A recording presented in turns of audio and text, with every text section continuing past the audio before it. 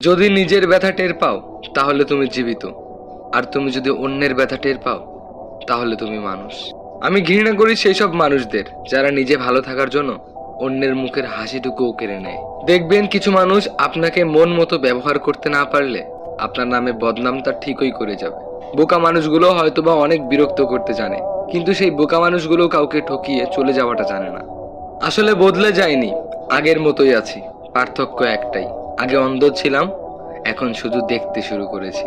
টাকার পরিমাণ কম হলে রক্তের সম্পর্ক যারা আছে, যে আত্মীয়রা আছে, আপনজনরা আছে, তারাও বিভিন্ন অনুষ্ঠানে দাওয়াত দিতে ভুলে যায়। জীবনে ঠকে গেলে হয়তোবা বিশ্বাস নষ্ট হয়ে যায়, কিন্তু শেখা যায় অনেক কিছু। আপনি যদি ঠকে যান তাহলে আপনি অনেক কিছু শিখতে পারবেন।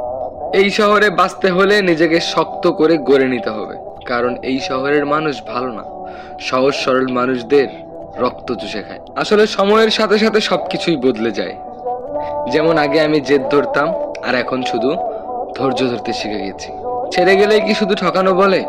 না, পাশে থেকে অভিমান করাকেও ঠকানো বলে। সময়ের সাথে সাথে যেই মানুষগুলো পরিবর্তন হয়ে যায়, আপনার সঙ্গে খারাপ ব্যবহার করে, সেই মানুষগুলোকে অতটা আপন ভাববেন না, কারণ এরা হলো ঘূর্ণিঝড়ের মতো, কখনো ক্ষতি ছাড়া উপকার করে না। সত্য বলার কারণে যদি তোমার চারপাশের প্রিয়জন সরে দাঁড়ায়, তবে একটা কথা ভালো করে মনে রাখবে, এতদিন তুমি আবর্জনাগুলোকে আগলে রেখেছিলে, এখন সেগুলো নিজ থেকেই চলে গিয়েছে। সাথে চললেই সঙ্গী হওয়া যায় না, কাছে থাকলেই কাছের মানুষ হওয়া যায় না। একটা জিনিস মনে রাখবেন, বেঈমানরা কখনো কাঁদে না, আর স্বার্থপররা সবকিছু, সমস্ত স্মৃতি খুব নিমিষেই ভুলে যায়। আর মানুষ প্রয়োজনে যতটা প্রশংসা করে, প্রয়োজন ফুরিয়ে গেলে বা প্রয়োজন শেষ হয়ে গেলে তার থেকে বেশি বদনামটাই করে যায়। আসলে উপকার খুব অদ্ভুত জিনিস, করলে মানুষ ভুলে যায়, আর না করলে সারা জীবন মনে রাখে। বেঈমান কখনো অনুতপ্ত হয় না, আর স্বার্থপর মানুষেরা কখনো কৃতজ্ঞতা স্বীকার করে না, আর সুবিধাবাদীরা কখনো আপন হতে পারে না। এই সমাজে সত্য কথা বলাটা কেমন যেন একটা অপরাধ হয়ে গিয়েছে। হয়তোবা ঝগড়া সৃষ্টি হয়, তা না হলে হয়তোবা সম্পর্ক নষ্ট হয়ে যায়।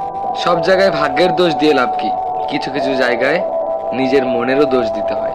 মানুষ আঘাত না পাওয়া পর্যন্ত বদলাতে পারে না, যে যত বেশি আঘাত পাবে সে তত বেশি বদলে যাবে। তাই যারা আঘাত পেয়েছে তারা অবশ্যই বদলাতে পারবে। বদলে যাও না, দুনিয়াটা খুব ভয়ঙ্কর, দুনিয়াতে স্বার্থপর মানুষের অভাব নেই।